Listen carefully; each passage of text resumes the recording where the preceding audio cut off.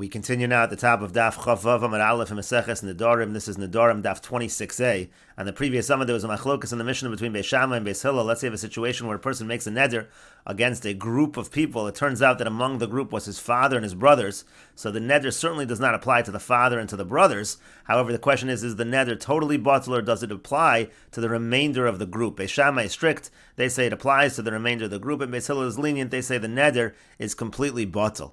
And there's a machlokas amoraim as to the scope of this machlokas Beis Shammai and Beis Hillel. Rabbah is strict. Rabbah says that everybody agrees that if a person says that he would not have reformulated the neder, he would have made the neder in the exact same language, he just would have added the words with the exception of my father and my brothers, had he known that the father and the brothers were there. So everybody agrees if there was no reformulation of the neder according to Rabbah, that we certainly would be strict and the neder would remain in place for the remainder of the group. The only machlokas between Beis Shammai and Beis Hillel is, let's say the person says he would have reformulated the neder, and he would have said Ploni and Ploni are usher, and then say it doesn't apply to his father and his brothers.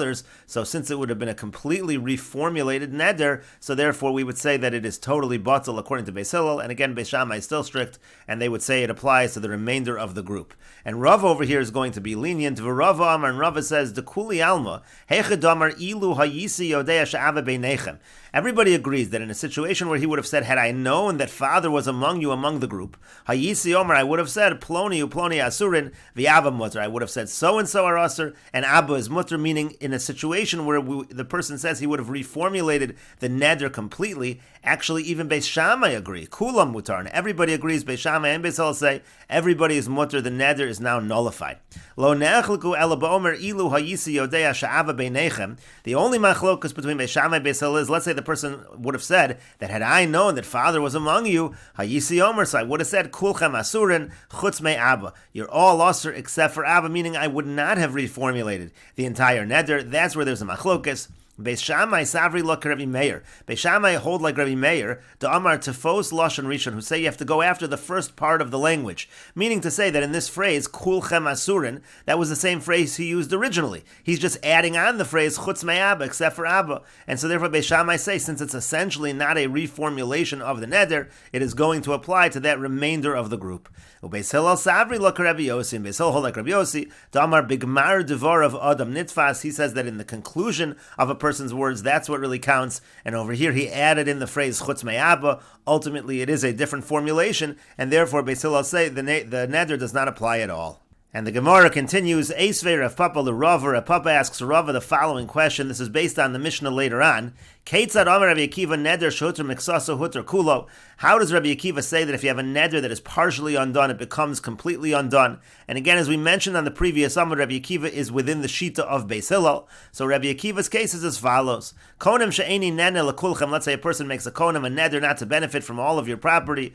Huter echad mehen hutru kulam. So if some of those individuals, some of that property, for whatever reason, becomes mutter, then the entire neder is nullified and all of the property from all of them is now mutter. She'eni nene lo lazeh v'lazeh. Now let's say the person specifies the individuals. I'm not going to get benefit from this one, from that one. So then it depends. Huter harishon, hutru kulam. So if the first person becomes mutter, meaning the first person that he identified, that undoes the entire neder. But huter ha'achron, but let's say it's just the last person he identified, that becomes mutter. So then the halacha is ha'achron mutter, v'kulan asurin. The halacha is that the last one actually is mutter, the neder doesn't apply to the achron, but the other ones remain asur. And so that's how Rabbi Akiva differentiates, and again, Rabbi Akiva is within the Shita of Beis Hillel.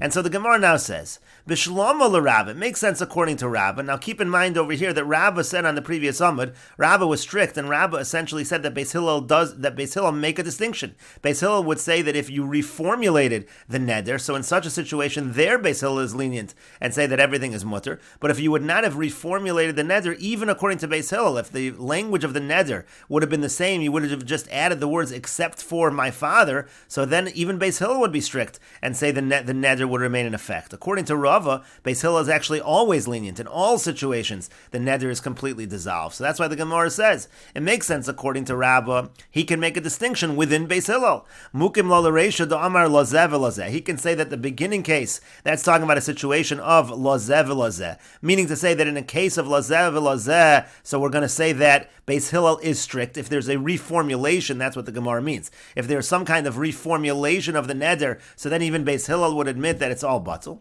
V'seiva damar lekulchem, and the seiva is talking about meaning where we're saying it's not batul according to Beis Hillel. That's where it's kulchem, meaning that's where he keeps the language essentially the same. When the language is kept essentially the same, then Beis Hillel would be strict. But according to you, again, this is according to Rava, and Rava says there are no distinctions according to Beis Hillel. Beis Hillel always say that the neder is totally dissolved. So Bishlam Reisha, I understand the Reisha, the beginning part of that Mishnah where it gave cases where it's completely dissolved. Very good. Mukim la damar lekulchem. You could simply say the case is kulchem, and we still say that it's going to be completely dissolved because according to Rava, according to Beis Hillel, the neder is always completely dissolved, and we'll continue with this discussion in the next video on Daf Chavav Amud Beis.